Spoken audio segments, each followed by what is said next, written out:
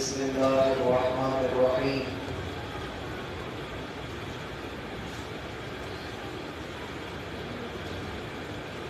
احباب ذی وقار، اللہ الرحمن نے اس دنیا کو جب تخلیق کیا تو انسان نے اللہ سے کہا کہ اے اللہ، میں اپنے اونچے مقام سے نیچے گرنے لگا، مجھے جنت سے باہر نکالا گیا ہے، میں زمین پر جا رہا ہوں، تیرے حکم سے جا رہا ہوں، لیکن اے اللہ زمین پہ جاتے ہوئے میرے پاس کچھ سامان ہونا چاہیے۔ تو رب ہے، تو پالنے والا ہے، تو رزق عطا کرتا ہے، تو نے میرے اندر روح پھونکی ہے، مجھے کچھ ایسا رزق عطا کر جو میری روح کو مرنے نہ دے، میری روح کو زندہ رکھے۔ اور یہ التجا انسان اپنی نماز کی ہر رکعت میں اللہ سے کرتا ہے، اہدنا الصراط المستقیم، اے اللہ تو مجھے سیدھے راستے پر چلائے رکھ، مجھے وہ راستہ چاہیے جس پر چل کے روح نہ مرے، روح زندہ رہے۔ اللہ رب العالمین نے اس کی دعا کو قبول کیا اور اسے کہا کہ تو چلا جا، اما یأتینکم منی ھدی فمن تبع ھدای فلا خوف علیہم ولا ھم یحزنون، تم یہاں سے نیچے چلے جاؤ، لیکن ایک بات اپنے دل میں بٹھا دو کہ جو جو رب کا حکم تمہارے پاس آتا جائے اس پر سر جھکاتے جانا، اس کو مانتے چلے جانا۔ انسان تمہیں بنایا ہے، بندہ تم نے خود بننا ہے، اور اگر تم بندے نہ بنے تو تم پھر انسان بھی نہیں رہو گے، تم انسانوں سے بھی نچلے درجے حیوان، اور جب زیادہ ہی غلط کاریاں کرو گے تو حیوانوں سے بھی بدتر قرار پہن جاؤ گے۔ انسان نے اللہ رب العالمین سے یہ کمٹمنٹ کر لی، اس نے دعا کی، اللہ نے اس کی دعا کو قبول کر لیا، پھر ایک سلسلہ چل نکلا۔ آدم علیہ السلام نے توحید کا درس دیا، اپنی اولاد کو پڑھایا، سکھایا، اللہ رب العالمین نے ایک لمبا سلسلہ چلایا، کرتے کرتے یہ سلسلہ محمد کریم علیہ السلام کی نبوت پر آ کر اپنے اتمام کو پہنچا۔ اللہ نے آپ کو خاتم النبیین بنایا اور آپ کو یہ مقام دیا کہ پہلے جتنے نبی آئے وہ سارے کے سارے نبوت کے ساتھ آئے تھے، لیکن آپ کا اختصاص، آپ کا درجہ، آپ کا مقام یہ ہے کہ اللہ نے آپ کو ختم نبوت دے کر بھیجا۔ اللہ رب العالمین نے پہلے جتنے انبیاء کو بھیجا سب کو یہ کہہ کر بھیجا، تمہاری زندگی میں اگر وہ عظیم پیغمبر آ گیا تو تمہاری شریعت ختم اور اس کی شریعت نافذ کی جائے گی۔ یہ شریعت محمدی ہے، اور جب اس کا نفاذ کیا گیا، اس کا اطلاق کیا گیا تو ہمیں دو اصول دیے گئے، اور بڑے مشہور اصول ہیں۔ کہا جب آپ اس بات کا اقرار کرتے ہو کہ پالنہار اللہ ہے، مشکل کشا اللہ ہے، حاجت روا اللہ ہے، داتا اللہ ہے، گنج بخش اللہ ہے، جب لا الہ الا اللہ کا اقرار کرتے ہو، ان 12 حرفوں پر تمہارا عقیدہ ہے کہ لن فصام لہا، یہ سب سے عظیم کلمہ جس کے لیے رب نے ٹوٹنا لکھا ہی نہیں ہے، دنیا کی ساری طاقتیں بھی مل جائیں، اس لا الہ الا اللہ کو توڑ نہیں سکتی، اس کے نظریے کو اور عقیدے کو باطل نہیں کر سکتی۔ جب تمہارا لا الہ الا اللہ پر اقرار ہے تو پھر لا الہ الا اللہ جس رب کے لیے کہتے ہو اسی رب کا حکم ہے کہ آگے محمد رسول اللہ کی رسالت کا اقرار بھی کرو۔ آپ کا کوئی بھی عمل ہے، آپ زندگی کے اندر کوئی بھی عبادت کرنا چاہتے ہیں، بندگی کے کسی بھی راستے پہ چلنا چاہتے ہیں، میرا بھائی آپ کا عمل لاکھ خوبصورت ہو، جب تک محمد رسول اللہ کے راستے پر، طریقے پر، سنت پر، منہج پر نہیں ہے وہ عمل قبول نہیں ہے۔ یہ پکا اصول شریعت نے دیا۔ آپ دنیا بھر کی کتابیں اٹھا کر دیکھ لیں، کسی دین کے اندر یہ اصول نہیں ہے۔ ہمارے اسلام نے ہمیں یہ اصول دیا ہے کہ آپ اس دین کو اگر سیکھنا چاہتے ہیں آپ کے لیے حرف آخر محمد رسول اللہ کی بات ہو، اور جب یہ بات سمجھ آئی کہ اللہ نے تو ہمارے لیے قرآن اور سنت کو ہی ہدایت کا ذریعہ بنایا ہے، تو پھر نبی صلی اللہ علیہ وسلم نے ہمارے سامنے کچھ باتیں واضح کر دی اس دین کے بارے میں۔ اور میرا بھائی یہ دین وہ دین ہے جس کو اللہ فرماتے ہیں کہ ان الدین عند اللہ الاسلام، اللہ کے ہاں دین کا جو نام ہے وہ اسلام ہے۔ آپ کو اللہ نے مسلمان بنایا ہے۔ سنی وہابی کی بحث بعد میں ہے، پورے قرآن کے اندر 90 مقامات پہ اللہ نے مخاطب کر کے کہا یا ایھا الذین آمنو، اے وہ لوگوں جو ایمان لائے ہو۔ اللہ نے ہر اسلام والے کو، ہر ایمان والے کو مخاطب کیا، اور پھر اس کے بعد یہ کہا کہ ربما یود الذین کفروا لو کانوا مسلمین، کل کتنے کافر تمنا کر رہے ہوں گے کہ ہائے کاش وہ مسلمان ہوتے۔ میرے بھائی اللہ نے تجھے مسلمان بنایا ہے۔ سنی وہابی کی بات کی ہے، پہلے مسلمان تو بنیے، اپنے اسلام کو بچائیے۔ اس وقت طاغوتی قوتیں آپ کے اسلام پر ڈاکہ ڈالنے کے لیے پر توڑ رہی ہیں، وہ آپ کے اسلام کو باقی نہیں رہنے دینا چاہتے، وہ آپ کو لڑائیوں میں ادھیڑ کر رکھ دینا چاہتے ہیں۔ لازم یہ ہے کہ آپ اپنے اسلام کی حفاظت کر کے کلمہ لا الہ الا اللہ کی بنیاد پر، جب نمازیں سب کی 5 ہیں، جب قرآن سب کا ایک ہے، جب رہنما سب کے محمد ہیں، جب سارے توحید کے قائل ہیں، تو پھر ایک کلمے کے تلے جمع ہو جائیے، اللہ کے لیے اپنے آپ کو مسلمان بنا لیجیے۔ اللہ نے میرا اور آپ کا نام بھی مسلمان رکھا ہے۔ سورۃ الحج آخری آیت 17واں پارہ، اللہ فرماتے ہیں سماکم المسلمین، لوگوں اللہ نے تمہارا نام مسلمان رکھا ہے۔ جب آپ مسلمان ہیں، جب آپ کا طریقہ اسلام ہے، جب آپ کا منہج سلامتی والا ہے، تو پھر لازم یہ ہے کہ آپ کی زبان اور آپ کے ہاتھ سے سبھی محفوظ ہو۔ آپ کی زبان سے کسی کی غیبت نہ نکلے، کسی کی چغلی نہ ہو، آپ کے ہاتھ سے کسی کو تکلیف نہ پہنچے۔ یہ سب سے بہترین مسلمان ہے۔ صرف چند نشانیاں میرا بھائی اپنے اوپر لگا لینا یہ اسلام نہیں ہوتا ہے۔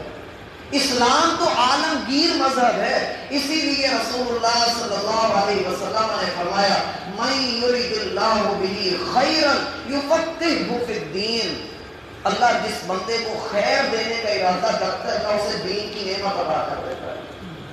دنیا کی نعمتیں اپنی جگہ پر، بڑی بڑی نعمتیں آپ کو نظر آئیں گی، لیکن میرا بھائی دین سے بڑھ کر نعمت کوئی نہیں۔ اور حیرانگی ہوتی ہے اس شخص کی سوچ پر، اس بندے کے نظریے پر جو کافروں کو اپنے سے بہت آگے سمجھتا ہے، جس کا یہ خیال ہے کہ کافر پڑھ لکھ کر ترقی کر کے ہم سے آگے نکل گئے۔ میرا بھائی آپ نے وہ حدیث تو سنی ہوگی جس میں اللہ کے رسول کا فرمان ہے کہ اگر اس دنیا کی حیثیت اللہ کے ہاں ایک مچھر کے پر کے برابر بھی ہوتی تو اللہ کسی کافر کو پانی کا ایک گھونٹ بھی نہ دیتا۔ سنی ہوگی آپ نے یہ حدیث۔ اور یہ سوچ بھی رکھنا کہ کافر ہم سے آگے گزر گئے، ہرگز نہیں۔ میرا بھائی تیرے پاس جو دولت ہے، جو لا الہ الا اللہ ہے، اس کی بنا پر کل قیامت کے دن جب تو جہنم سے بچا لیا جائے گا، جنت میں داخل کر دیا جائے گا، اور کافروں کو دیکھے گا وہ ترلے منتیں کر رہے ہیں کہ ہائے کاش وہ مسلمان ہوتے، اس دن احساس ہوگا کہ یہ لا الہ الا اللہ کتنا کمال کا کلمہ ہے، یہ دین کیسا عالمگیر دین ہے۔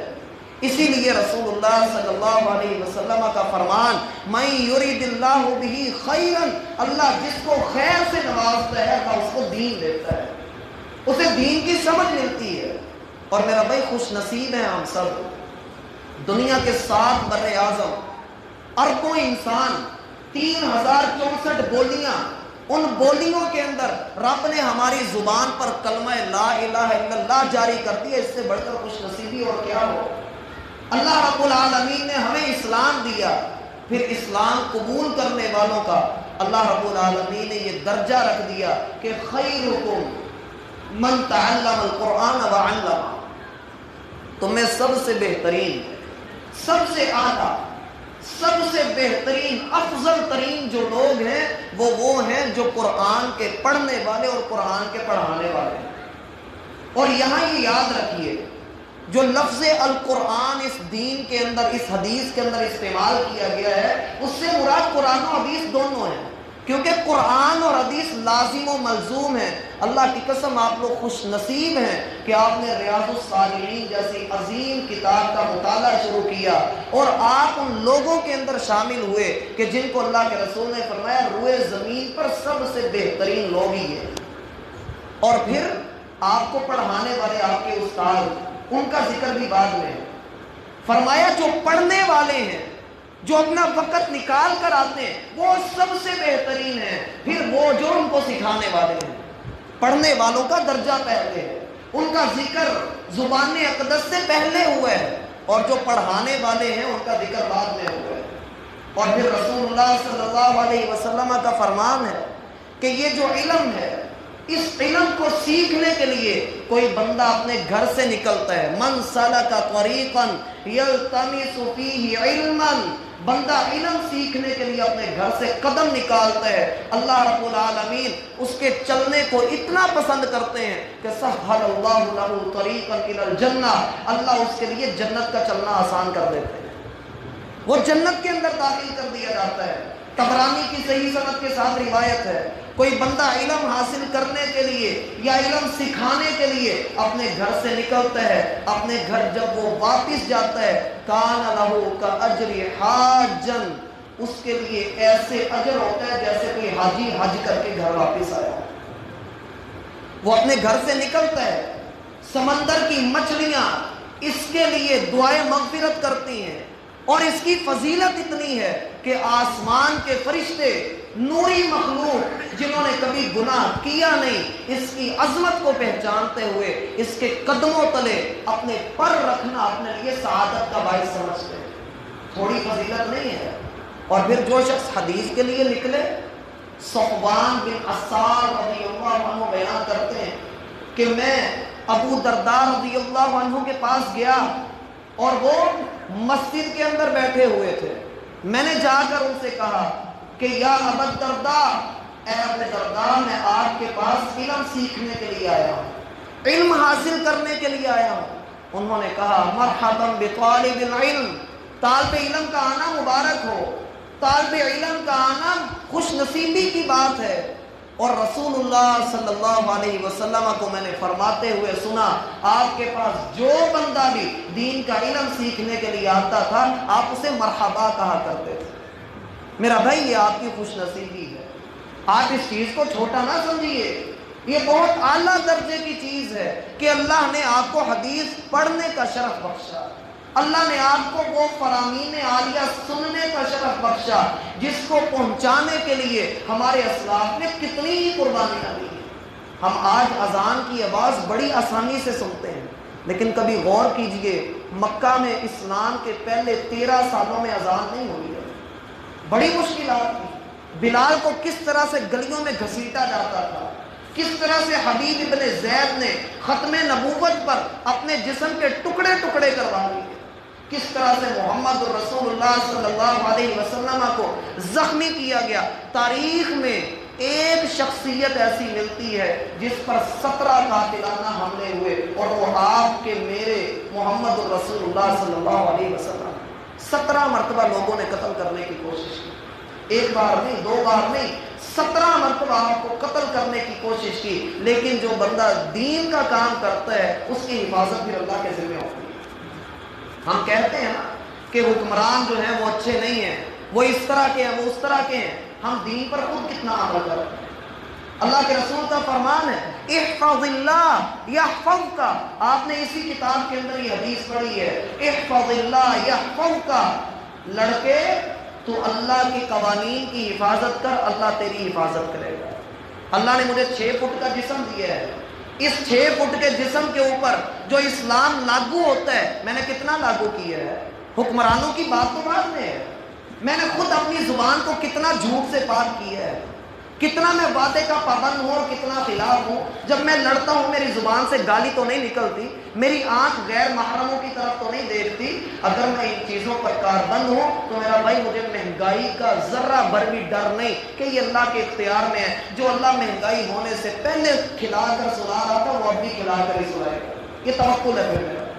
لیکن جو اللہ کو نہیں مانتا ہے، جو اللہ رب العالمین پہ توکل نہیں کرتا ہے، پھر اس کو رونے آتے ہیں کہ مہنگائی بڑی ہو گئی، اس لیے اپنے اس دین کے علم کے اوپر توجہ دیجیے، اور پھر جو اس دین کا نام لیوا بنتا ہے، جو اس دین کے لیے اپنے آپ کو وقف کر دیتا ہے، اور ضروری نہیں کہ آپ 8 سال مدرسے میں لگائیں، ضروری یہ بھی نہیں کہ آپ سارا دن حفظ کی کلاس میں بیٹھیں، آپ نے اپنے اللہ کے ساتھ طے کر لیا، اے اللہ میں روزانہ 10 منٹ کے لیے تیرے دین کو سیکھوں گا، آپ نے اپنے آپ کو وقف کر دیا اللہ کے لیے۔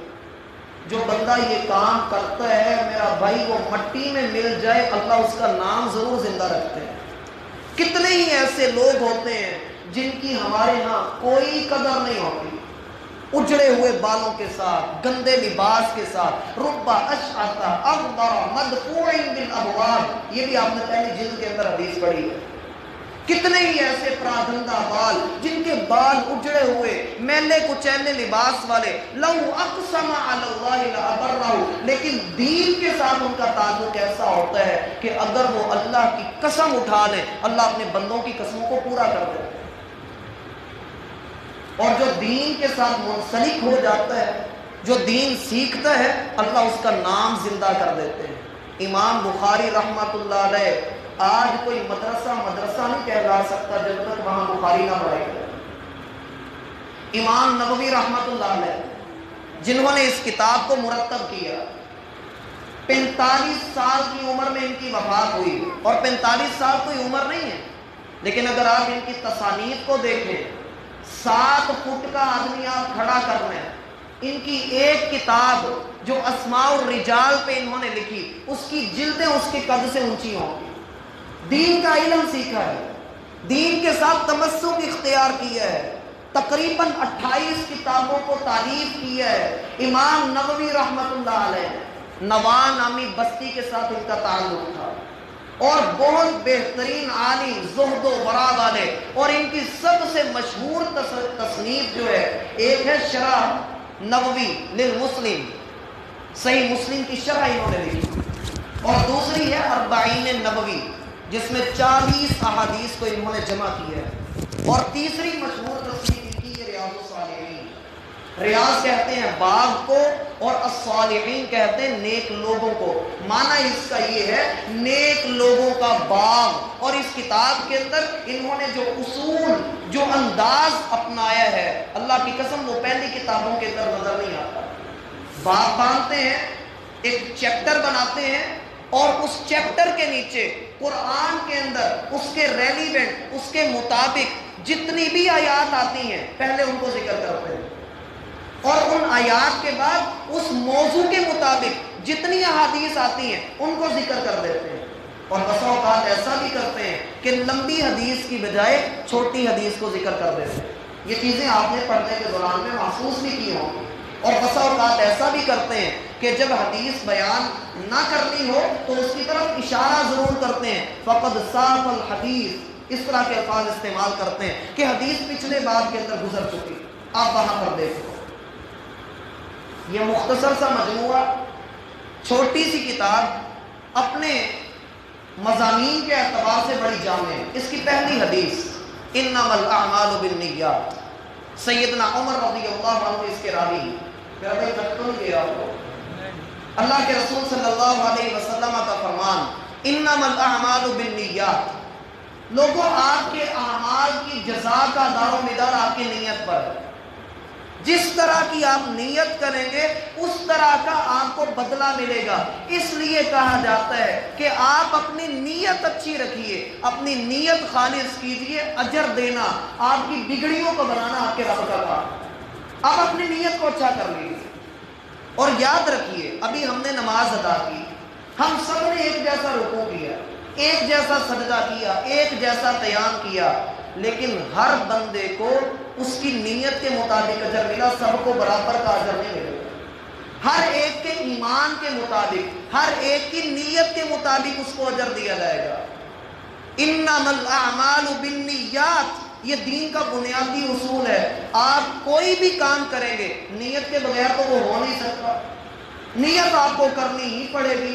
اس لیے کہا جاتا ہے کہ جناب آپ سنت رسول کے مطابق عمل کریں گے تو آپ کا واش روم میں جانا بھی اجر کا سبب بن جائے گا۔ آپ اللہ کے رسول کی سنت کے مطابق نیت کر لیجیے کہ میں نے بایاں پاؤں پہلے اندر رکھنا ہے، یہ آپ نے نیت کی اور آپ نے اس کے مطابق عمل بھی کر لیا، آپ کا واش روم میں جانا بھی عبادت ہے۔ آپ باہر نکلیں اس نیت کے ساتھ کہ محمد الرسول اللہ پہلے دایاں قدم باہر نکالتے تھے، آپ کی یہ بھی عبادت ہے۔ آپ کا کھانا بھی عبادت، پینا بھی عبادت، سونا بھی عبادت، ہر کام آپ کا عبادت بن جائے گا جب آپ اس عبادت کو نیت کے ساتھ خالص کر لیں۔ اور نیت خالص رکھنا سیکھیے۔ جب آپ کی نیت خالص ہے، آپ زندگی کا کوئی بھی کام کر رہے ہیں، عبادات میں ہے، معاملات میں ہے، آپ اپنی نیت کو خالص رکھیے۔ آپ کی نیت خالص، آپ کا اللہ نگہبان، آپ کے معاملات کو آسانیوں میں بدل دیا جائے گا۔ اس لیے اللہ کے رسول نے ساتھ ہی آگے فرما دیا وَإِنَّمَا لِكُلِّ امْرِئٍ مَا نَوَىٰ، لوگوں جو بندہ جو نیت کرتا ہے اس کو اس کا پھل بھی ملتا ہے۔ آپ جو نیت کریں گے آپ کو اس کا پھل ضرور ملے گا۔ یہ نہ سوچئے کہ میں گندم کے دانے ڈال کر چاول کی امید رکھ لوں، ایسا قیامت تک نہیں ہونے والا۔ جو آپ نے بیجا ہے، جو آپ نے زمین کے اندر دفن کیا ہے، وہی آپ کو ملے گا۔ اور میرا بھائی یہ دل بھی ایک زمین ہے، آپ نے اس کے اندر جو ارادہ ڈالنا ہے آپ کے ہاتھوں پاؤں سے وہی باہر نکلنا ہے۔ آپ نے اس کے اندر نفرت ڈالی ہے، آپ کے اعضاء بھی نفرت والے ہوں گے۔ آپ نے اس میں محبت ڈالی ہے، یہ اعضاء بھی محبت والے ہوں گے۔ اس دل کی اصلاح کیجیے۔ اللہ کے رسول کا فرمان ہے الا ان فی الجسد مضغہ، لوگوں یاد رکھو سینے کے اندر ایک ٹکڑا ایسا ہے، اگر وہ صحیح تو سب کچھ صحیح، وہ خراب تو سب کچھ خراب، الا وہی القلب، وہ آپ کا دل ہے۔ آپ اپنے دل کو اچھا کر لیجیے، اپنے دل کی اصلاح کر لیجیے اور دل کی نیت کو اچھا کر لیجیے، کیونکہ آپ کے جتنے بھی اعمال ہیں آپ کو ان کی جزا آپ کی نیت کے مطابق دی جانی ہے۔ اعمال کا دار و مدار نیت ہوگا، جس طرح کی آپ کی نیت اس طرح کا آپ کا اجر۔ اور میرا بھائی نیت کا تعلق دل کے ساتھ ہے۔ اگلی حدیث سنیے، یہ دو حدیثیں جب آپ جمع کریں گے تو عبداللہ بن عمر رضی اللہ عنہما کہا کرتے تھے کہ جس نے یہ دو حدیثیں سمجھ لی گویا اس نے پورا دین سمجھ لیا۔ اور وہ دوسری حدیث سید عائشہ رضی اللہ عنہا نے بیان کی، کہا من عمل عملا لیس علیہ امرنا فہو رد، جس کسی نے شریعت اسلامیہ کے اندر کوئی ایسا عمل نکالا جس پر محمد الرسول اللہ کی مہر نہیں، وہ عمل مردود ہے۔ میرا بھائی لاکھ کوئی بندہ کہے، مختصر طور پہ آپ کو سمجھائے دیتا ہوں، کسی بھی عمل کی قبولیت کی دو شرطیں ہیں۔ کتنی شرطیں ہیں؟ دو شرطیں ہیں۔ خالص اللہ کے لیے عمل ہو جو کہ نیت کے اندر ہے، خالص نیت اللہ کے لیے کرنی، اللہ کے سوا کسی اور کے لیے نیت نہیں کرنی۔ دوسرا یہ کہ وہ محمد الرسول اللہ کے اصول کے مطابق ہو، جیسا آپ نے کیا ویسا ہی کرنا ہے، اس سے ہٹ کر نہیں کرنا۔ میں کہتا ہوں یار نہیں، مجھے نا اللہ سے بڑی محبت ہے، میرا دل کرتا ہے میں ایک رکعت میں 3 سجدے کروں، آپ اس کو اچھا کہیں گے برا کہیں گے؟ کیوں برا کام؟ کیوں؟ اسی وجہ سے کہ بھائی تو غلط کر رہا ہے تو اللہ کے رسول کے طریقے سے آگے بڑھ رہا ہے۔ میرا بھائی کائنات کے اندر جتنی مرضی نیکیاں لے آئیے، جب تک اس پہ محمد الرسول اللہ کی مہر نہیں وہ عمل مقبول بھی نہیں، چاہے وہ جتنا مرضی خوبصورت کیوں نہ ہو۔ اور یہ بھی اصول ذہن میں رکھیے، ہمارے پاس نوٹ ہوتے ہیں، کرنسی کے نوٹ 10 کا 50 کا 100 کا، اس کے اوپر گورنر کے سائن ہوتے ہیں، اگر وہ سائن نہ ہو تو ہم اس کو قبول نہیں کرتے، ہم کہتے ہیں جعلی نوٹ ہے یا اس کے اوپر سائن نہیں ہے یہ چلے گا نہیں۔ میرا بھائی دین کے اتنا گرا پڑا ہے اس کے اوپر جس کے مرضی سائن ہو ہم اس کو چلا دیں۔ ہم کسی بھی دکان پر جاتے ہیں، یہ باٹا کا جھنگا ہے، یہ فلاں کمپنی کا ہے، یہ فلاں کمپنی کی چیز ہے، اس میں بڑی احتیاط، اور دین کے بارے میں جو مرضی گلی کا بندہ اٹھ کر بول دے رہی اللہ کے رسول نے ایسے کہا، نہیں خیال کرتا کہ اللہ کے رسول کا یہ فرمان ہے یا نہیں ہے، اپنی طرف سے بنا کر بات بیان کر دے، ہم اس کو بلا وجہ قبول کر لیں؟ ہرگز نہیں۔ یہ دین کے اندر سختیاں ہیں، پابندیاں ہیں، آپ اس کو چھوڑ نہیں سکتے۔ اگر آپ نے کسی کا عمل بلا وجہ قبول کر لیا، جیسے آپ نے رمضان میں یہ حدیث سنی ہوگی، جی جس بندے نے رمضان کی مبارکباد دی اس کے اوپر جنت واجب اور جہنم حرام۔ ابھی آنے والے دنوں میں آپ نئی حدیث سنیں گے ربیع الاول کے حوالے سے، جس نے ربیع الاول کی مبارکباد دی اس کے لیے بھی یہی کام ہے۔ اللہ کے رسول سے ثابت ہی نہیں ہے کہ آپ نے کبھی یہ باتیں کہی، لیکن لوگ کیا کرتے ہیں، فرمان رسول اور نیچے یہ حدیث لکھی 10 لوگوں کو بھیجو، نہ بھیجا تو تمہارے گھر کے اندر بدمزگی ہو جائے گی، تمہارے اوپر کوئی مصیبت آ جائے گی۔ میرا بھائی اگر میسیج آگے بھیجنے سے نہ بھیجنے سے ہونا ہوتا نا تو جن لوگوں کے پاس موبائل نہیں تھے وہ بیچارے پھر کیا کرتے ہیں، جس بیچارے کا پیکج نہیں ہے انٹرنیٹ کا وہ بیچارہ کیا کرے، معاملات بڑے خراب ہو گئے۔ تو دین اصل ہے، دین کو لیجئے۔ اللہ کے رسول کے یہ 2 فرامین ہمیشہ ذہن میں رکھیں کہ بندے کی جزا اس کی نیت کے مطابق ہوگی، اور دین کے اندر کوئی بھی آپ کا عمل تب تک قبول نہیں جب تک وہ اللہ کے رسول کی شریعت کے مطابق ہے۔ یہ تو ہوئی پہلی حدیث۔ اسی کتاب کی جو آخری حدیث آپ نے پہلی جلد کی آخری حدیث پڑھی، میرے خیال سے اس کا نمبر ہے 844، حدیث کا نمبر 844 ہے، اور وہ سیدنا واصلہ بن الاسقع رضی اللہ عنہ نے بیان کی۔ چونکہ بھائی نے یہی کہا تھا کہ کتاب مکمل ہوئی ہے، تو جس طرح سے اہل علم اس پر درس دیتے ہیں میں اپنی ہلکی سی اس پر کوشش کروں گا۔ تو وہ آخری حدیث ہے سیدنا واصلہ بن الاسقع۔ واصلہ بن الاسقع یہ وہ صحابی ہیں کہ جنہوں نے غزوہ تبوک کے موقع پر اسلام قبول کیا اور بصرہ کے اندر ان کی وفات ہوئی۔ بصرہ کے اندر جتنے بھی صحابہ تھے ان میں سے آخری صحابی سیدنا واصلہ بن الاسقع ہیں جن کی وفات ہوئی۔ 56 احادیث رسول انہوں نے بیان کی۔ کتنی احادیث؟ 56 احادیث انہوں نے نبی صلی اللہ علیہ وسلم سے بیان کی۔ انہوں نے 4 لوگوں سے علم حاصل کیا۔ کتنے لوگوں سے؟ 4 لوگوں سے۔ صحابی رسول ہیں، صحابی اسے کہتے ہیں جس نے اسلام کی حالت میں اللہ کے رسول کو دیکھا ہو۔ اب یہ صحابی ہیں، انہوں نے سب سے پہلے اللہ کے رسول سے علم سیکھا۔ دوسرے نمبر پہ سیدنا ابو ہریرہ سے انہوں نے روایتیں دی۔ تیسرے نمبر پہ سیدنا ابو مرتد الغنوی، ان سے روایات ہوئی۔ اور چوتھی روایات انہوں نے ہم سب کی ماں سیدہ ام سلمہ رضی اللہ عنہا سے دی۔ یہ 4 ان کے استاد ہیں، 4 استاد ہیں۔ بصرہ کے اندر ان کی وفات ہوئی، غزوہ تبوک کے موقع پر انہوں نے اسلام قبول کیا، اور 56 احادیث انہوں نے رسول اللہ صلی اللہ علیہ وسلم سے بیان کی۔ ایک حدیث جو ابھی ہمارا موضوع ہے وہ ہے ان کی صحیح بخاری کے اندر۔ سیدنا واصلہ بن الاسقع رضی اللہ عنہ بیان کرتے ہیں کہ نبی صلی اللہ علیہ وسلم نے فرمایا ان من اعظم الفراق ان يدعي الرجل الى غیر ابی، بڑے جھوٹوں میں سے، بڑے بدترین کاموں میں سے، بڑے جو بڑی چھوڑتے ہیں ان میں سے سب سے بدترین کام یہ ہے، سب سے گندا کام یہ ہے کہ انسان اپنے حقیقی باپ کا انکار کر کے کسی اور کو اپنا باپ بناتا ہے۔ یہ بڑا ہی گندا کام۔ اس میں 2 باتیں۔ پہلی بات، کوئی بندہ جان بوجھ کر اپنا باپ بدلتا ہے، جان بوجھ کر اپنا باپ بدل لیتا ہے، کسی کو کہتا ہے یہ میرا باپ ہے ہی نہیں ہے، کسی اور کی طرف اپنی نسبت کر رہا ہے۔ میرا بھائی اتنا بڑا وبال ہے، اتنی بڑی گندگی ہے کہ گویا وہ اپنی ماں کے اوپر اور اپنے باپ کے اوپر بہت غلط الزام لگا رہا ہے۔ اسی لیے اس کی اس گندگی کو دیکھتے ہوئے، اس کا اپنے والدین کی عزت کی حفاظت نہ کرنے کو دیکھتے ہوئے اللہ کے رسول کا فرمان ہے من ادعا الی غیر ابیہ فالجنۃ علیہ حرام، جو بندہ اپنے والدین کا انکار کرتا ہے، اپنے والد کے علاوہ کسی اور کو اپنا والد بناتا ہے کہ یہ میرا حقیقی باپ ہے، اس پر اللہ نے جنت حرام کر دی۔ بڑا بدترین کام۔ ہمارے معاشرے میں الحمدللہ یہ کام نہیں ہوتا، بہت کم ہے جو کرتے ہیں، اللہ ان کو ہدایت دے۔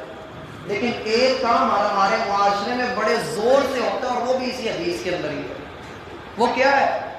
کسی کو اللہ نے اولاد نہیں دی، مایوس ہو جاتا ہے، اللہ ہمیں مایوس ہونے سے بچائے، مایوس ہو جاتا ہے، کسی اپنے بہن بھائی سے گزارش کرتا ہے وہ اس کو اپنا بچہ دے دیتے ہیں۔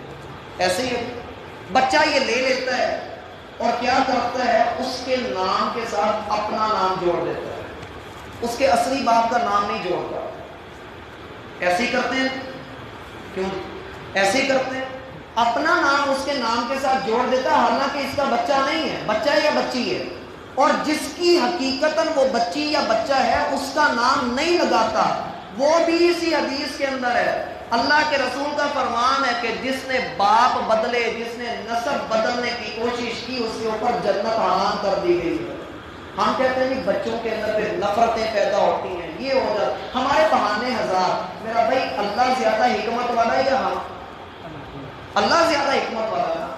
اللہ کے رسول صلی اللہ علیہ وسلم نے ایک لڑکے کو کہا کہ یہ میرا بیٹا ہے، سیدنا زید بن حارثہ، ان کو کہا کہ یہ میرا بیٹا ہے۔ لوگوں نے اس کو کہنا شروع کر دیا زید بن محمد، زید جو محمد کا بیٹا ہے۔ اللہ نے آیات نازل کر دی، ادعوہم لآبائہم هو اقسط عند اللہ، سورۃ الاحزاب ہے، 21واں پارہ ہے، اس کی آیت نمبر 5 ہے۔ اللہ رب العالمین فرماتے ہیں لوگوں جو تمہارے لے پالک بیٹے ہیں، جو منہ بولے بیٹے اور بیٹیاں بنائی ہوئی ہیں، ان کے حقیقی باپ کا نام ان کے ساتھ لگاؤ، اپنے نام نہ لگاؤ۔ اگر کسی نے غلطی سے ایسا کر لیا ہے، اگر کسی نے غلطی سے ایسا کر لیا ہے، اسے چاہیے کہ اللہ سے توبہ کرے اور اس کے حقیقی باپ کا نام اس کے ساتھ لگائے۔ اب یہ نہیں کہ 404 نہ، کام ادھر ہی ختم کرو، اپنی غلطی کی اصلاح کرو اور اس کو اس کے حقیقی باپ کا پتہ دو۔ میرا بھائی قیامت تک وہ آپ کی اولاد نہیں بن سکتا، جب اللہ نے نہیں بنایا تو نہیں بنے گا۔ آپ اس کے حقیقی باپ کا نام اس کو دیجئے، اور اگر اس سے منہ پھیریں گے، اگر اس سے پیچھے ہٹیں گے تو جتنی کرپشن حکمران اپنی جگہ پر کھڑے ہو کے کرتے ہیں، یہ بھی ہم کرپشن ہی کر رہے ہیں، ہم بچوں کے ساتھ ناانصافی کر رہے ہیں۔ اور پھر بعد میں جب اس کو پتہ لگتا ہے کسی تیسرے بندے سے، پھر جیسے وہ ٹانگیں کھینچتے ہیں اور جیسے خاندانوں میں فساد ہوتے ہیں، میں نے کئی گھروں کو ٹوٹتے دیکھا ہے صرف اس بنا پر، اور لوگ پریشان ہوتے ہیں۔ جب ہم اللہ کا حکم نہیں مانیں گے، اپنی عقل پر قیاس کریں گے تو میرا بھائی معاملات بڑے بگڑ جائیں۔ بات کی سمجھ رہی ہے آپ کو؟ کسی بھی صورت یہ جائز نہیں ہے، کسی بھی صورت میں۔ اور اگر عورت اس بچے کو اپنا دودھ بھی پلا دے تو تب بھی آپ اس کو اپنی ولدیت نہیں دے سکتے ہیں، یہ بھی ذہن میں رکھیں۔ اگر عورت اس کی رضائی ماں بھی بن جائے تو تب بھی آپ اس کو اپنی بلدیت نہیں دے سکتے۔ میرا بھائی اللہ کا اصول ہے، للہ ملک السماوات والارض، بادشاہی آسمان کی ہو زمین کی ہو وہ اللہ کے اختیار میں ہے۔ اللہ جو چاہتا ہے پیدا کرتا ہے، جسے چاہے بیٹیاں دے، جسے چاہے وہ بیٹے عطا کرے، جسے چاہے اللہ بیٹے اور بیٹیاں دونوں عطا کر دے، جسے چاہے کچھ بھی نہ دے، کوئی اس کو پوچھنے والا نہیں۔ جب اللہ کو پوچھنے والا کوئی نہیں، ہم نے اپنی تسلی کے لیے، اپنے دل کے سکون کے لیے کسی سے ادھار مانگ ہی لیا، کسی کا بیٹا یا بیٹی لے ہی لی، تو میرا بھائی کرپشن نہ کریں، کرپٹ نہ بنیں، اور اس کو اس کے حقیقی باپ کا نام دے کر اللہ کے حکم پر اپنا سر جھکائیے۔ دیکھیے اللہ آپ کو کتنی نعمتوں سے سرفراز کرتا ہے، اللہ آپ کو اجر عطا کرے گا۔ دل نہیں مانتا، بڑی مشکل ہوتی ہے، لیکن اللہ رب العالمین کا حکم مانتے ہوئے جب بندہ عمل کرتا ہے۔ ابراہیم کا دل کرتا تھا کہ اپنے بیٹے کو صحرا کے اندر چھوڑ کے آئے، اپنے بیٹے کی گردن پہ چھری چلائے، دل کسی کا نہیں کر رہا ہوتا، لیکن اللہ کا جب حکم آ جائے نا تو قربانیاں دینی پڑتی، پھر اپنی انا پر چھری چلانی پڑتی ہے۔ دوسری چیز جس کو اللہ کے رسول نے فرمایا بڑا بدترین کام ہے اسی حدیث کے اندر، او یولیا عینہ ما لم ترى، اپنی آنکھوں کو وہ کچھ دکھائے جو اس نے نہیں دیکھا، جھوٹے خواب بتائے، لوگوں کے درمیان جھوٹے خواب بیان کرتا پھر۔ یہ مسئلہ بھی اچھی طرح سے سمجھیے، جھوٹے خواب عام طور پہ تو لوگ بیان کرتے ہی رہتے ہیں، جھوٹے خواب لوگ عام طور پہ تو بیان کرتے ہی رہتے ہیں۔ اللہ کے رسول کا فرمان ہے، صحیح بخاری کے اندر ہی آتا ہے، آپ نے فرمایا کہ جس بندے نے کوئی جھوٹا خواب بیان کیا، اس نے وہ چیز خواب میں نہیں دیکھی لیکن پھر بھی وہ بیان کر رہا ہے، کل قیامت کے دن اللہ جو کے 2 دانے لے گا اور کہے گا کہ اس کے درمیان گرا لگاؤ، اس کے درمیان گرا لگاؤ، پنجابی میں گنڈ مار کر کے دکھاؤ، اس طرح سے نہیں کر سکے گا۔ بڑا بدترین گناہ ہے کہ جو چیز اللہ نے اس کو خواب میں دکھائی ہی نہیں، یہ کیسے اس کو دیکھ رہا ہے اور کیسے لوگوں میں بیان کر رہا ہے۔ اس میں بھی 2 باتیں ہیں۔ پہلی بات میرا بھائی، خواب 3 قسم کے ہوتے ہیں۔ کتنی قسم کے؟ 3 قسم کے۔ پہلے خواب ہوتے ہیں اچھے خواب، جن کو دیکھنے کے بعد انسان بڑا مطمئن رہتا ہے، اچھے خواب ہوتے ہیں۔ یہ اللہ کی طرف سے ہوتے ہیں، یہ اچھے خواب اللہ دکھاتا ہے۔ ایک ہوتے ہیں برے خواب، جن کو دیکھ کر انسان پریشان ہو جاتا ہے، خواب میں سانپ نظر آ جائے، کانٹے نظر آ جائے، بندہ پریشان ہو جائے، ڈر جائے، یہ شیطان کی طرف سے ہوتے ہیں، شیطانی وسوسے ہوتے ہیں۔ اگر آپ کی آنکھ کھل جائے تو اعوذ باللہ پڑھ لیں اسی وقت، اس خواب کا شر آپ سے دور کر دیا جائے گا۔ اور تیسرے خواب ہوتے ہیں جو آپ کے تصور ہوتے ہیں، جو آپ کے خیالات ہوتے ہیں۔ مثلا کوئی بندہ چنچی چلاتا ہے تو وہ خواب میں بھی چنچی چلا رہا ہوتا ہے، کوئی بندہ کپڑے کا کام کرتا ہے تو وہ خواب میں بھی کپڑے ہی سیل کر رہا ہوتا ہے۔ تو یہ انسان کے خیالات ہوتے ہیں۔ یہ ہوئی ایک بات، خوابوں کی تعبیر کوئی بندہ اپنے تجربے کی بنا پر کرتا ہے، حدیث میں کوئی اس کا علم نہیں دیا گیا، یہ اللہ کی عطا ہوتی ہے، جو بندہ بھی کر لے۔ اس لیے کہا جاتا ہے کہ اپنا خواب اول تو سناؤ ہی نہ، اگر سنانا ہے تو کسی عالم بندے کو سناؤ، اس سے رہنمائی حاصل کرو۔ اب میرا بھائی جو اچھے خواب ہوتے ہیں نا، ان میں سب سے اچھا خواب کون سا ہوگا؟ جس میں اللہ کے رسول کی نظر آتا ہے، زیارت رسول جس خواب میں ہو جائے، اس سے بڑا اچھا خواب کوئی ہو سکتا ہے؟ کوئی بھی۔ آج کل لوگ کہتے بھی کہ مجھے زیارت ہوئی، اور بڑی خوش نصیبی کی بات ہے۔ حدیث میں یہ بھی آتا ہے، اللہ کے رسول فرماتے ہیں کہ شیطان میری شکل نہیں دھار سکتا، جس نے مجھے خواب میں دیکھا اس نے مجھے ہی دیکھا ہے۔ بات کی سمجھ آ رہی ہے آپ کو؟ جس نے خواب میں مجھے دیکھا اس نے مجھے ہی دیکھا ہے۔ میں کہتا ہوں کہ میں نے اللہ کے رسول کو خواب میں دیکھا، آپ میری بات مان لیں گے؟ کیوں مان لیں گے میری بات؟ کیوں بھائی؟ میں کہتا ہوں کہ میں نے اللہ کے رسول کو خواب میں دیکھا، آپ میری بات مان لیں گے؟ مان لیں گے؟ نہیں، اختلاف علماء کے اختلاف ہو گیا، میرا بھائی وہ نہیں مانا جائے گا۔ وجہ، میں نے اس بھائی کو حقیقت میں دیکھا ہے۔ میں رات کو سوتا ہوں، مجھے خواب آیا، میں صبح اٹھ کر کہتا ہوں یار رضوان میں نے تمہیں خواب میں دیکھا ہے۔ میں نے ان صاحب کو حقیقت میں دیکھا ہے، میں صبح اٹھ کر کہتا ہوں کہ بھائی میں نے آپ کو اپنے خواب میں دیکھا ہے۔ اللہ کے رسول کو میں نے حقیقت میں دیکھا نہیں دیکھا، میں کیسے کہہ سکتا ہوں کہ میں نے خواب میں آپ کو دیکھا؟ آپ کہیں گے بھائی حدیث ہے کہ جس نے، اللہ کے رسول کا فرمان ہے جس نے خواب میں مجھے دیکھا اس نے مجھے ہی دیکھا ہے، شیطان تو میری شکل دھار نہیں سکتا۔ میرا بھائی مان لیا کہ اللہ کے رسول کی شکل وہ نہیں دھار سکتا، لیکن شیطان بڑا شیطان ہے، وہ کم از کم یہ تو کر سکتا ہے نا، کسی اور کی شکل دھار کر آئے اور کہے کہ میں اللہ کا رسول ہوں، یہ تو وہ کر ہی سکتا ہے۔ نہیں یقین آتا تو صحابہ کرام کے آثار پڑھ کر دیکھیے، صحابہ کا یہ فتویٰ ہے کہ صحابہ کے بعد کوئی بندہ دعویٰ نہیں کر سکتا کہ میں نے اللہ کے رسول کو خواب میں دیکھا ہے۔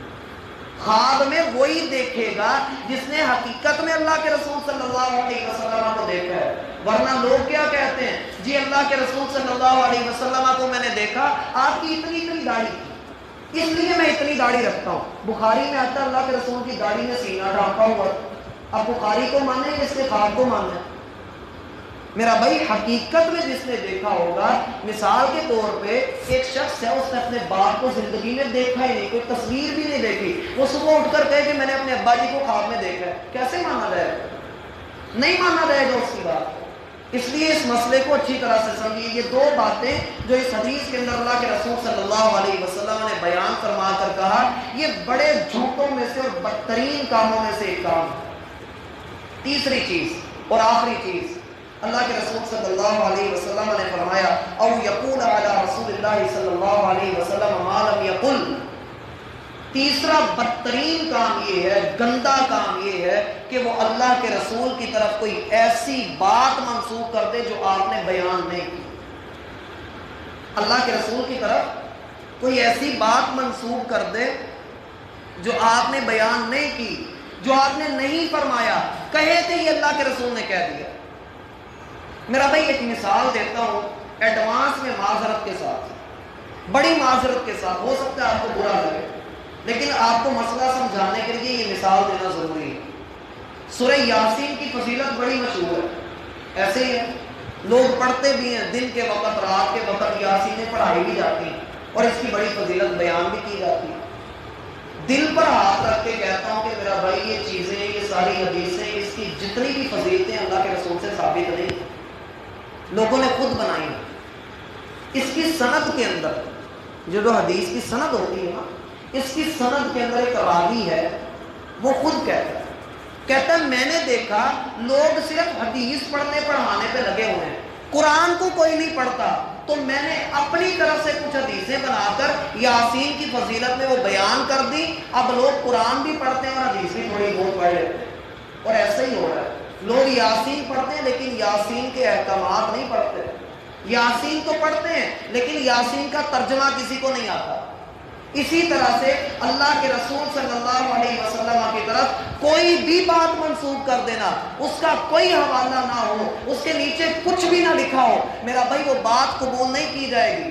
اور لوگوں نے آج کل نیا ہیلا کر لیا ہے. کیا کرتے ہیں, اوپر بات لکھتے ہیں, نیچے لکھ دیتے ہیں بخاری, اور وہ بخاری میں اس کا سر پیر بھی نہیں ہوتا, کوئی ثبوت نہیں ہوتا. آج کل جو مشہور حدیث آپ دیکھیں گے, لوگوں سے سنیں گے, جی بخاری میں حدیث آتی ہے, اللہ کے رسول نے, بڑے پاکستان فیصلہ آباد کے بڑے مشہور عالم دین ہیں, وہ بھی بیان کرتے ہیں, یہ اللہ کے رسول نے تندور میں روٹی لگائی تو وہ جل نہیں رہی, تو آپ نے فرمایا جس کو میرا ہاتھ لگ جائے اس کو کوئی چیز جلا نہیں سکتی. نیچے لکھا ہوتا ہے بخاری, بخاری میں نہیں ہے. دنیا بھر کی بخاری اکٹھی کر لو, مجھے نکال کر دکھاؤ, نہیں ہے. ذخیرہ یا حدیث میں نکال کر دکھا دو, کہیں بھی نہیں ہے. تاریخ بغداد کتاب کا نام ہے, اس کے اندر ایک روایت آتی ہے کہ اللہ کے رسول کا رومال تھا, وہ نہیں جل رہا تھا, لیکن اس کی سند بھی من گھڑت ہے. لوگوں نے اپنی طرف سے باتیں بنائی ہوئی. مسئلہ سمجھ میں آ رہا ہے؟ یہ کوئی چھوٹی بات نہیں ہے کہ بندہ بلا وجہ ہی اللہ کے رسول کی طرف کوئی بات منسوخ کر دے. پھر ایک اور بڑی مشہور حدیث ہے جو لوگ کہتے ہیں جی کہ اللہ کے رسول نے فرمایا کہ اگر معاف کر دینے سے تمہاری عزت کم ہو جائے تو قیامت والے دن مجھ سے لے لینا. سنیے یہ حدیث آپ فیس بک کے اوپر بڑی چلتی پھرتی ہے. یہ میرا بھائی یہ بھی اللہ کے رسول کا فرمان نہیں. نیچے کیا لکھا ہوتا ہے, صحیح مسلم, صحیح مسلم کے اندر پوری کے اندر یہ حدیث موجود نہیں ہے, بلکہ ذخیرہ یا حدیث کے اندر یہ حدیث موجود نہیں ہے. لوگوں نے اس قدر اللہ کے رسول صلی اللہ علیہ وسلم کی طرف جھوٹ باندھے, بری باتیں منسوخ کر دی, لیکن ان کا کوئی سر پیر نہیں. اللہ نے کہا تھا کہ ہم اس دین کے بھیجنے والے, ہم اس کی حفاظت کریں گے. اللہ نے حفاظت کی ہے میرا بھائی. اللہ رب العالمین نے اصول حدیث مرتب کروائے ہیں, صحابہ کرام نے وہ مرتب کیے ہیں. 300 اصول ہیں جن کو دیکھ کر ایک حدیث کو قبول کیا جاتا ہے, پھر حدیث کو ماننا جاتا ہے کہ یہ حدیث ہے. آپ کو پتہ ہونا چاہیے امام بخاری رحمۃ اللہ علیہ کی صحیح کتاب کے اندر جو 7,500 کے لگ بھگ حدیث ہیں, وہ 6 لاکھ حدیثوں میں سے انہوں نے نکالی ہیں. 6 لاکھ حدیثوں میں سے انہوں نے وہ حدیثیں نکالی ہیں. اسی لیے تو کہا جاتا ہے کہ قرآن کے بعد جو سب سے بہترین کتاب ہے وہ یہ کتاب ہے. پھر دوسری بات اس میں سمجھیے, عام طور پہ لوگ کیا کرتے ہیں, لوگ کہتے ہیں اس میں حرج ہی کیا ہے. حرج میں بتاتا ہوں آپ کو, صحیح بخاری اور صحیح مسلم کے اندر حدیث ہے, سیدنا مغیرہ بن شعبہ رضی اللہ عنہ راوی ہیں. اللہ کے رسول کا فرمان ہے, ان کاذبا علی لیس ککاذب علی احد. میرا بھائی عام بندہ کہاں پر اور اللہ کے رسول کہاں پر, بڑا فرق ہے دونوں کا. کہاں اللہ کے رسول اور کہاں ہم. ایک عام آدمی پہ آپ جھوٹ باندھے نا, تہمت لگا دیں, اس کی طرف کوئی جھوٹی بات منسوخ کر دیں عام آدمی پر, تو اس کا وبال بہت بڑا وبال ہے. اور اگر آپ زنا کی تہمت لگائیں تو مین بازار کے اندر الٹا لٹا کر 80 کوڑے مارنے کا حکم ہے کہ اگر آپ کسی عام آدمی کے بارے میں ایسی بات کرتے ہیں. کہاں اللہ کے رسول, اللہ کے رسول کے بارے میں کوئی بندہ جھوٹی بات کر دے اور ہم آنکھیں بند کر کے اس کو تسلیم کر لیں, نہ میرا بھائی یہ انصاف نہیں ہے. اللہ کے رسول صلی اللہ علیہ وسلم کی کوئی بات کوئی بھی بندہ بیان کرے, اس کا ہاتھ پکڑ لو اور اس سے پوچھو کہ بتاؤ کہ یہ حدیث تم نے کہاں سے لی, کس نے بیان کی. کوئی بہت بڑا عالم دین بھی ہو اور وہ حدیثیں بیان کر رہا ہو, اپنی طرف سے بنا کر بیان کر رہا ہو, میرا بھائی اس کا بڑا ہونا وہ چھوٹا ہے جب وہ اللہ کے رسول کی بات کرے. اللہ کے رسول صلی اللہ علیہ وسلم سے بڑا کوئی نہیں ہے, اور آپ کی بات سے بڑی بات بھی کسی کی بات نہیں ہے. ہم ان کی بات کے بارے میں یہ سختی اس لیے کریں گے کہ آپ کی بات دین ہے, عام آدمی کی بات دین نہیں ہے.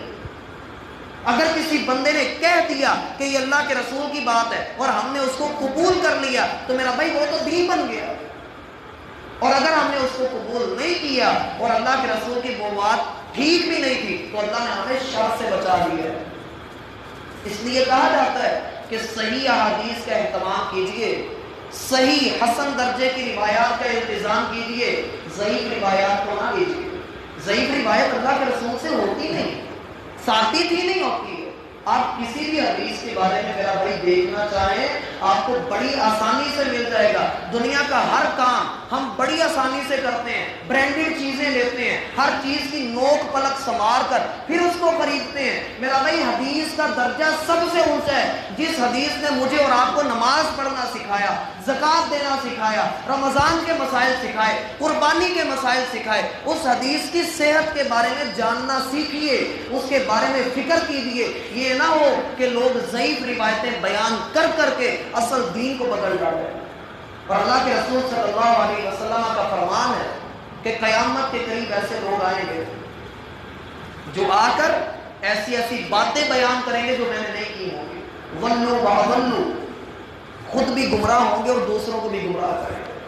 اللہ ہمیں اس چیز سے محفوظ فرمائے. یہ تینوں گناہ بڑے ہی بدترین گناہ ہیں, اللہ ہمیں ان سے محفوظ فرمائے. اللہ رب العالمین کہا سنا قبول فرمائے, اور جو چیزیں اس میں غلط تھیں اللہ رب العالمین انہیں معاف فرمائے. اللہ ہم سب کا حامی و ناصر ہو. وما توفیق الا باللہ. بسم اللہ الرحمن الرحیم.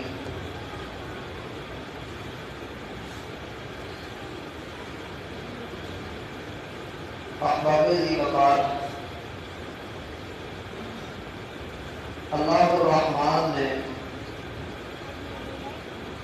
اس دنیا کو جب تخلیق کیا تو انسان نے اللہ سے کہا کہ اے اللہ, میں اپنے اونچے مقام سے نیچے گرنے لگا, مجھے جنت سے باہر نکالا گیا ہے, میں زمین پر جا رہا ہوں, تیرے حکم سے جا رہا ہوں, لیکن اے اللہ زمین پہ جاتے ہوئے میرے پاس کچھ سامان ہونا چاہیے. تو رب ہے, تو پالنے والا ہے, تو رزق عطا کرتا ہے, تو نے میرے اندر روح